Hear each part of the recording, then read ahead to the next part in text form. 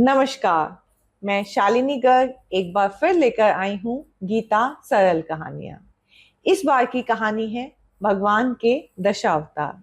गीता के अध्याय 4 में भगवान ने 4.7 और 4.8 में कहा है कि भगवान अवतार क्यों लेते हैं, उनका अवतार लेने का क्या कारण है। तो आज हम जानेंगे भगवान के जो 10 अवतार हैं उनसे हमें क्या शिक्षा मिलती है और उनकी क्या कहानी है। तो सुनिए आज की कहानी भगवान के दशावतार। राहुल स्कूल की लाइब्रेरी में है। लाइब्रेरी चारों ओर किताबों की अलमारियों से सजी हुई है। राहुल बहुत मन से किताब ढूंढ रहा है कि आज तो मैं कोई इंटरेस्टिंग किताब ढूंढ कर रहूंगा। और तभी उसकी नजर पड़ती है एक चमकदार किताब पर, जिसका कवर पर भगवान के 10 अवतार बने हुए थे। राहुल उत्साह से वो किताब बाहर निकालता है। अरे, इसके बारे में ही तो दादाजी मुझे कल बता रहे थे। वह किताब के पन्ने पलटता है। मत्स्य, कुंभ, वराह, ये तो सुपर हीरो वाली कहानियां लग रही हैं, बहुत इंटरेस्टिंग है।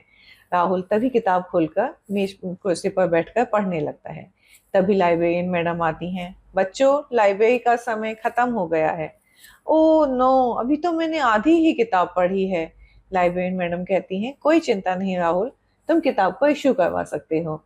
और राहुल खुश होकर किताब इश्यू करवाता है और वापस घर पर आ जाता है। घर पहुंचते ही राहुल अपना बैग खोलता है, किताब निकालता है और सीधा दादाजी के पास पहुंच जाता है। दादाजी आराम से बैठकर अखबार पढ़ रहे हैं। दादाजी देखिए, दशावतार, भगवान के 10 रूप। आपने कल दशावतार बताए थे ना, इस किताब में ये सारे हैं। मैं ये किताब स्कूल से लाया हूँ। अरे वाह, बहुत सुंदर किताब है। अब तो तुम भगवान के अवतार के बारे में आसानी से जान लोगे। चलो इसकी एक एक करके कहानी पढ़ेंगे। राहुल, पता है हर अवतार के पीछे जीवन की एक गहरी सीख है और हर कहानी का अवतार का क्या उद्देश्य है, ये छिपा हुआ है। दादाजी, भगवान के अवतार बिल्कुल सुपर हीरो जैसे हैं ना?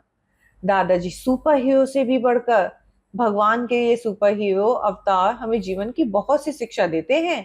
पर दादाजी, एक बात समझ नहीं आई, भगवान को बार बार धरती पर क्यों आना पड़ता है?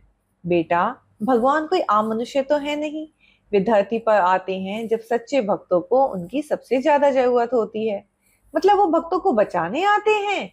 हाँ, भगवान अपना प्रेम प्रकट करने आते हैं, जो उनको हमेशा याद करते हैं।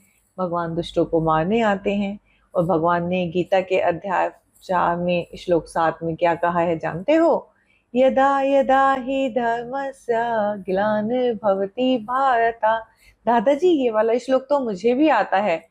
यदा यदा हि धर्मस्य ग्लानिर्भवति भारता। ओ, आगे तो मैं भूल गया। अच्छा चलो मैं पूरा करता हूँ। यदा यदा हि धर्मस्य ग्लानिर्भवति भारता अभ्युत्थानम् अधर्मस्य तदात्मानं सृजाम्यहम्। इसका अर्थ है, बेटा, हे भारतवंशी अर्जुन, जब जब धर्म का पतन मतलब धर्म का की हानि होती है और अधर्म बढ़ता है, तब तब मैं स्वयं प्रकट होता हूँ। ये प्रकट होना क्या होता है दादाजी? राहुल पूछता है। भगवान ने कहा है मैं प्रकट होता हूँ मतलब अवतार लेता हूँ, अवतरित होता हूँ। क्योंकि भगवान अजन्मा है, अविनाशी है, ना तो भगवान का जन्म होता है और ना कभी अंत होता है। जब वे प्रकट होते हैं तो हमें लगता है वे जन्म ले रहे हैं। जैसे जैसे राहुल, हमें लगता है कि सूरज उगता है और डूबता है, पर असल में तो धरती घूम रही होती है ना। वैसे ही भगवान का प्रकट होना और अंतर्ध्यान होना एक दिव्य लीला होती है। हमारे जैसे उनकी जन्म मृत्यु नहीं होती। ओह, मतलब भगवान अपने दिव्य रूप में आते हैं और दिखते हमारे जैसे हैं। सही समझे बेटा। इसका अगला श्लोक भी बहुत प्रसिद्ध है, सुनोगे? गीता 4.8 में भगवान कहते हैं, परित्राणाय साधूनां विनाशाय च दुष्कृतां धर्म संस्थापनार्थाय संभवामि युगे युगे। इसका क्या मतलब है दादाजी? इसका अर्थ है मैं साधु जनों का उद्धार करने, पापियों का विनाश करने और धर्म की स्थापना के लिए हर युग में प्रकट होता हूँ। राहुल गहराई से सोचते हुए, तो दादाजी, हर अवतार का एक उद्देश्य होता है, सिर्फ राक्षसों से लड़ने के लिए नहीं बल्कि कुछ सिखाने के लिए भी भगवान आते हैं। हाँ बेटा, हर अवतार हमें कुछ सिखाता है। भगवान राम रूप में मर्यादा सिखाते हैं, कृष्ण रूप में कर्म सिखाते हैं, बुद्ध रूप में करुणा सिखाते हैं, नरसिंह रूप में भक्ति सिखाते हैं, भक्त की रक्षा करते हैं। राहुल किताब खोलने लगता है। दादाजी, मुझे सारे अवतार की कहानी समझनी है, मैं कहानी पढ़ूं? तो राहुल कहानी शुरू करता है। मत्स्य अवतार। बहुत पहले एक महाप्रलय आने वाला था, सब कुछ जल में डूबने वाला था। तब भगवान ने मत्स्य के रूप में राजा सत्यव्रत से कहा, वे एक विशाल नाव बनाए जिसमें वेद, ऋषि और सत्कर्म करने वाले लोग हों, ताकि ज्ञान की, संस्कृति की और अच्छे लोगों की रक्षा की जा सके। तो राहुल पूछता है, भगवान ने मछली बनकर सबको बचाया, पर दादाजी भगवान ने इस अवतार में हमें क्या शिक्षा दी? भगवान ने इस अवतार में शिक्षा दी कि जब सब कुछ प्रलय में डूबने वाला हो तो ज्ञान, संस्कृति और धर्म को बचाना सबसे जरूरी होता है। उस समय रहते हमें भगवान की चेतावनी को भी समझना चाहिए, क्योंकि भगवान हमें चेतावनी तो देते हैं और फिर भगवान की हमें चेतावनी समझ लें तो भगवान फिर हमारी मदद भी करते हैं। दादाजी, अब मैं दूसरा अवतार पढ़ूं? दूसरा अवतार कुर्म अवतार। राहुल कहानी पढ़ता है। एक बार देवताओं और दानवों ने अमृत निकालने के लिए समुद्र मंथन किया, पर जब मंथन शुरू हुआ तो भाई मंदरांचल पर्वत डूबने लगा। तब भगवान ने कछुए का रूप लिया और मंदरांचल पर्वत को अपनी पीठ पर धारण किया। कछुए की मजबूत और स्थिर पीठ पर पर्वत टिक गया और समुद्र मंथन संभव हो गया। राहुल, क्या भगवान के कछुआ बने बिना समुद्र मंथन नहीं हो पाता? दादाजी, बेटा, मंदांचल पर्वत डूबने लगा था, कोई उसे डूबने से नहीं रोक सकता था, इसलिए भगवान को कछुआ बनना पड़ा। भगवान ने कछुए का रूप धरकर बताया कि धैर्य और स्थिरता सबसे बड़ी ताकत होती है, और भगवान ने बताया कि समुद्र मंथन में जैसे देवता और दानव दोनों ने मिलकर काम किया, वैसे ही जब हमें किसी बड़े उद्देश्य के लिए काम करना हो तो हमें आपसी मतभेद भुलाकर मिलजुल कर काम करना चाहिए। और दादाजी, ये भी ना कभी भी खुद को छोटा समझो, भगवान ने एक साधारण सा कछुआ बनकर कितना साधारण काम किया। सही कहा राहुल। राहुल अब किताब का पेज पलटता है। ओह, अब आया वह अवतार, मतलब सुअर का अवतार। क्या भगवान ने सुअर का रूप भी रखा था? हाँ बेटा, भगवान को अपने बनाए हुए सब जीव प्रिय होते हैं। राहुल कहानी पढ़ता है। वह अवतार। एक बार राक्षस हिरण्याक्ष ने पृथ्वी को अपने बल से खींचकर समुद्र के भीतर जल में डुबो दिया।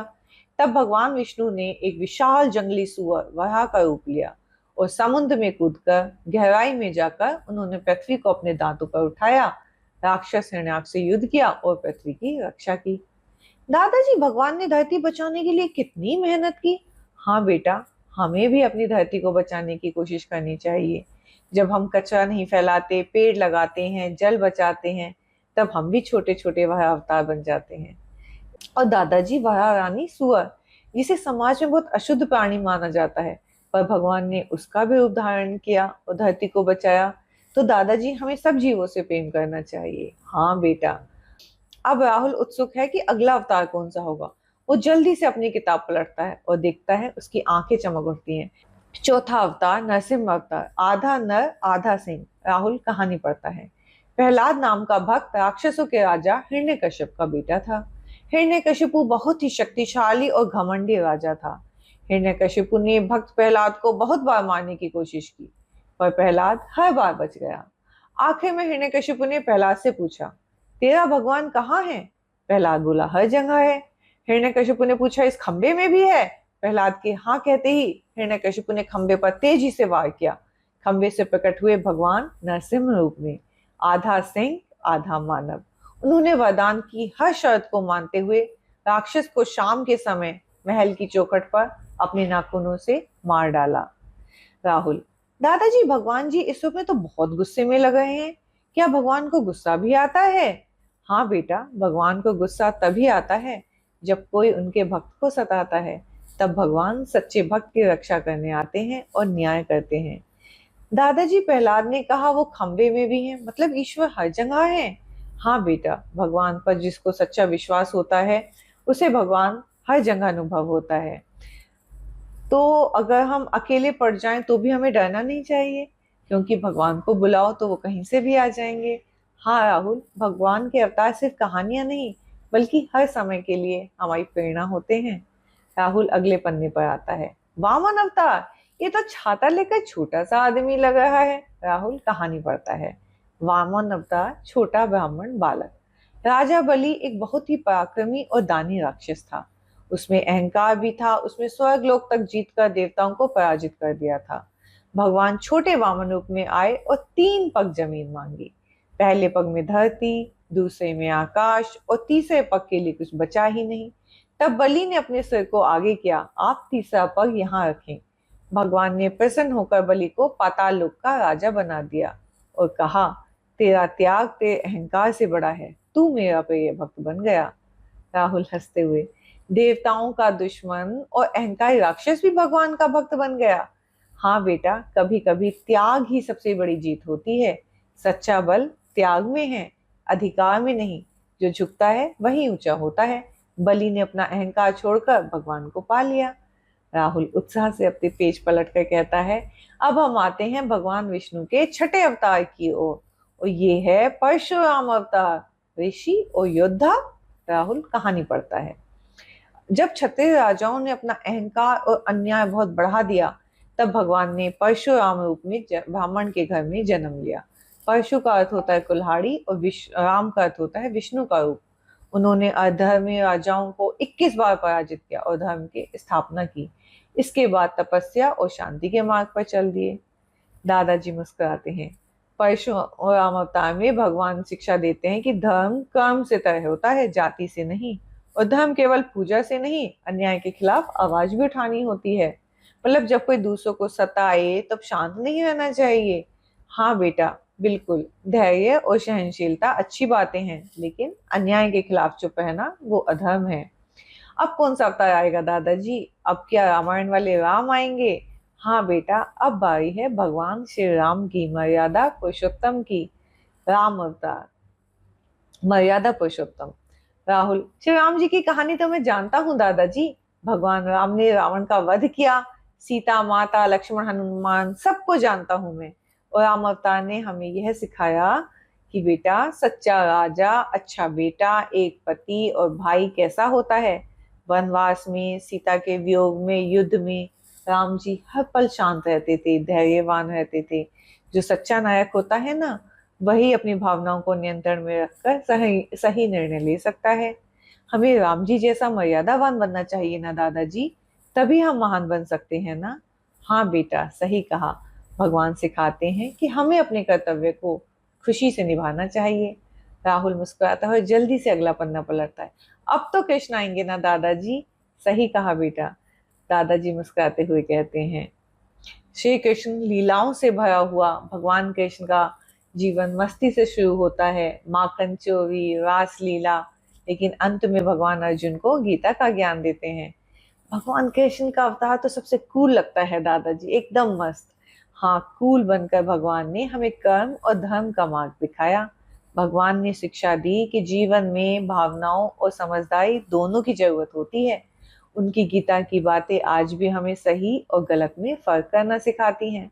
और दादाजी, भगवान कभी मित्र, कभी साथी, कभी भाई, कभी प्रेमी, कभी गुरु बनकर हर रूप में हमारे साथ होते हैं ना दादाजी। हाँ बेटा, श्री कृष्ण सिर्फ भगवान नहीं है, वे हमारे जीवन के साथी हैं, सच्चे मार्गदर्शक हैं और हमारी आत्मा की आवाज भी हैं। राहुल, 8 अवतार हो गए दादाजी, अब 2 बचे हैं। हाँ बेटा, बुद्ध अवतार और कल के अवतार। राहुल, नवा अवतार बुद्ध अवतार, करुणा का रूप। भगवान ने सिद्धार्थ के रूप में जन्म लिया, सुख सुविधाओं में पला जीवन छोड़ दिया और वे सब त्याग कर ज्ञान की खोज में निकल पड़े, ध्यान लगाया और महात्मा बुद्ध बने। दादाजी, भगवान बुद्ध ने लोगों को सिखाया, अहिंसा परमो धर्म, हर जीव से प्रेम करो, अहिंसा अपनाओ, किसी को भी विचार से भी चोट ना पहुंचाओ, यही अहिंसा है। करुणा और ज्ञान से आत्मा शुद्ध होती है, ना कि दिखावटी पूजा से, बलि से। राहुल मुस्कुराते हुए अब किताब का आखिरी पन्ना पलटता है। अब हम पहुंचते हैं अंतिम अवतार पर दादाजी। दादाजी, यहाँ तो लिखा है अभी अवतार आना बाकी है, क्या अभी अवतार आया नहीं है? हाँ बेटा, ये भविष्य में, मतलब फ्यूचर में आने वाला अवतार है, कल के अवतार। राहुल किताब के चित्र को देखता है। दादाजी, इस चित्र में तो भगवान तलवार लेकर घोड़े पर सवार हैं, ये है कल के अवतार। हाँ बेटा, ये अभी आयत नहीं है, लेकिन धरती पर जब झूठ, धोखा, लालच बहुत बढ़ जाएगा, धर्म पूजा पाठ का मजाक उड़ाया जाएगा और सत्कर्म करने वालों को कमजोर समझा जाएगा, तब कल के अवतार में एक दिव्य योद्धा प्रकट होंगे। इस अवतार से क्या शिक्षा मिलती है दादाजी? दादाजी, ईश्वर सब देखते हैं, अगर अत्याचार बढ़ता है तो भगवान चुप नहीं रहेंगे, इस सही समय पर धर्म के लिए अवतरित होंगे। हर युग में बदलाव आता है, अंधकार के बाद उजाला आता है, कलयुग में भी कल के अवतार के बाद एक नया सवेरा आएगा। दादाजी और राहुल अब पूरी किताब को देखते हैं। मत्स्य, कुंभ, वराह, नरसिंह, वामन, परशुराम, राम, कृष्ण, बुद्ध और कल्कि। दादाजी, इन 10 अवतार में भगवान ने हमें सिखाया है, हर युग हर परिस्थिति में धर्म, करुणा, सत्य और कर्तव्य का साथ कभी मत छोड़ो। भगवान किसी न किसी रूप में तुम्हारे साथ रहते हैं। राहुल अब किताब बंद करता है, दादाजी की ओर देखता है और कहता है, तो दादाजी, भगवान हर रूप में आ सकते हैं और मेरे अंदर भी रहते हैं। दादाजी मुस्कुराकर उसे गले लगा लेते हैं। तो कैसी लगी आज की कहानी, अपने कमेंट्स के द्वारा, लाइक के द्वारा जरूर बताइएगा। तो मिलते हैं अगली बार नई कहानी के साथ। धन्यवाद।